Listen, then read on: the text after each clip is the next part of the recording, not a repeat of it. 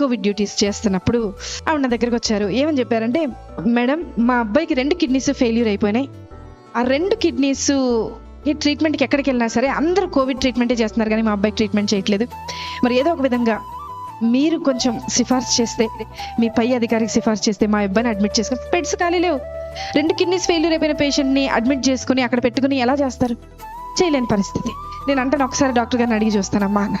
Doctor గారిని అడిగితే doctor గారు అన్నారు, 2 కిడ్నీల ట్రీట్మెంట్ ప్రస్తుతానికి మనం స్టార్ట్ చేయాలి అని అన్న, బేసిక్గా ఒక రోజుకి 24 గంటలకి 1.5 లక్షల రూపాయలు అవుతాయి. కార్పొరేట్ హాస్పిటల్, మరి వాళ్ళు కడతారా? నేను ఆవిడ దగ్గరికి వచ్చి అడిగాను. ఆవిడ ఈ బైబిల్ చూపించి అంది, అమ్మా నాకు వెనక ముందు ఎవ్వరు లేరు, నా దేవుడే నా దిక్కు, నేను ఎక్కడికి వెళ్ళి వెతకలేను, అడగలేను, దేవుడిని పట్టుకుని చెప్తున్నానమ్మా, 24 గంటల టైం ఇవ్వు, రేపటి లోపల కట్టేస్తాను. మీరు ఎక్కడైనా చూసారా హాస్పిటల్లో డబ్బులు కట్టకుండా ముందు జాయిన్ చేసుకున్న వాళ్ళు ఎవరైనా చూసారా? ఆవిడ రిక్వెస్ట్ మేరకు పై డాక్టర్తో రిక్వెస్ట్ చేస్తే జాయిన్ చేసుకున్నాం. సరే, ట్రీట్మెంట్ జరుగుతూ ఉంది. చూస్తూ ఉన్నా, మొదటి గంట చూసా ఆవిడ ఏం చేస్తుంది, ఎవరికైనా మెసేజ్లు పెడుతుందా, ఎవరికన్నా వాట్సాప్లో మెసేజ్ పెట్టి డబ్బులు ఏమన్నా డొనేషన్ లాగా గ్యాదర్ చేస్తేమో.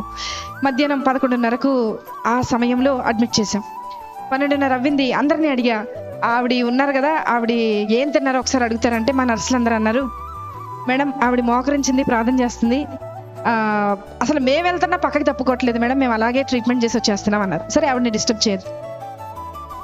మధ్యాహ్నం 1:30 అయింది, చూశాను ప్రార్థన చేస్తుంది. సాయంత్రం 4:30 అయింది, చూశాను ప్రార్థన చేస్తుంది. రాత్రి 6:30 అయింది, చూశాను ప్రార్థన చేస్తుంది. రాత్రి 9:30 అయింది, చూశాను ప్రార్థన చేస్తుంది. రాత్రి 11:30 అయింది. అంటే ఆవిడ మోకరించి 12 గంటలు అవుతుంది, ప్రార్థన చేస్తుంది. 1:30 రాత్రి, 1:30 అర్ధరాత్రి ప్రార్థన. ప్రొద్దున్న 4 నెక్స్ట్ డే స్టార్ట్ అయిపోతుంది, రౌండ్స్ స్టార్ట్ అయిపోతాయి, సెక్షన్ స్టార్ట్ అయిపోతుంది, అన్నీ స్టార్ట్ అయిపోతాయి, ట్రీట్మెంట్ స్టార్ట్. మాకు స్టార్ట్ అయిపోయింది, కానీ ఆవిడకి మాత్రం ప్రార్థన ఎండవల. 7:30 ప్రార్థన. మరుసటి రోజు 8:30 ప్రార్థన. 9ంటికి బిల్ వచ్చేస్తుంది, జనరేట్ అయ్యి ఆ రోజుకి డే స్టార్ట్ అవ్వాల్సిన బిల్ వచ్చేస్తుంది. బిల్ వచ్చింది, అందరు పేషెంట్స్ రౌండ్స్ అయిపోయినాయి, ఈవిడ దగ్గరికి వెళ్ళాలి. నా పైన డాక్టర్ అడిగారు, అమ్మా ఆవిడ బిల్ కట్టారా అని అడిగారు. నేను చెప్పబోతున్నా, నాకు భయం వేస్తుంది. ఎందుకో తెలుసా, ఆవిడ కట్టకపోతే నేను కడతానని చెప్పాను ఆయనకి. కానీ ఆవిడ ప్రార్థన చూసి నేను అనుకున్నా, కనీసం ఒక 75% నేను కడదాం, ఏదో చేయను ఉంటుంది కదా, మా ఆయనకి తెలియకుండా అమ్మేసి కట్టేసేద్దామని అనుకున్నా. తెలిస్తే ఒప్పుకోరు కదా అనుకున్నా. ఆవిడ దగ్గరికి వెళ్తున్నాం, స్థలం లేక స్టెప్స్ కింద పెట్టారు, ఒక స్ట్రక్చర్ వేసి అబ్బాయికి ట్రీట్మెంట్ చేస్తుంది. అక్కడికి వెళ్ళేలోపు, అడుగు అక్కడికి పెట్టేలోపు డాక్టర్ గారు అన్నారు, నా పక్కన డాక్టర్ గారు అన్నారు, మేడం హాస్పిటల్ అని అన్నారు. చెప్పండి సార్, ఏదో మీరు చెప్తున్నారు అంటే ఇంకా కొంచెం టైం దొరుకుద్దేమో, ఏదైనా ఆన్సర్ ఆలోచించి ఆయనకు చెప్దాం, ఎందుకంటే ఆవిడ ఇంకా కట్టలేదు, ప్రార్థన అవ్వలేదు ఆవిడది అక్కడ. అంటే ఆయన అన్నారు, మేడం యాక్చువల్గా ఈరోజు మా అమ్మగారు చనిపోయి 10 సంవత్సరాలు అవుతుందండి, ఈరోజు 10వ సంవత్సరం వర్ధంతి, వాళ్ళకి చెప్పేయండి మేడం, వాళ్ళకి ఫ్రీ ట్రీట్మెంట్ చేసేద్దాం, వాళ్ళ దగ్గర రూపాయి కూడా తీసుకొద్దామని. నేను వెళ్ళి లేపాను ఆవిడ్ని, లేపి తీసుకొచ్చాను. బిల్లు కట్టక్కర్లేదు నువ్వు అన్నా. నాకు తెలుసు మేడం, నా భర్త వదిలేసి వెళ్ళిపోయినా, నా బిడ్డ నా చెయ్యి దాటిపోయినా, నన్ను ఈ లోకంలోకి తీసుకొచ్చిన యేసయ్య నా చెయ్యి విడిచిపెట్టడం.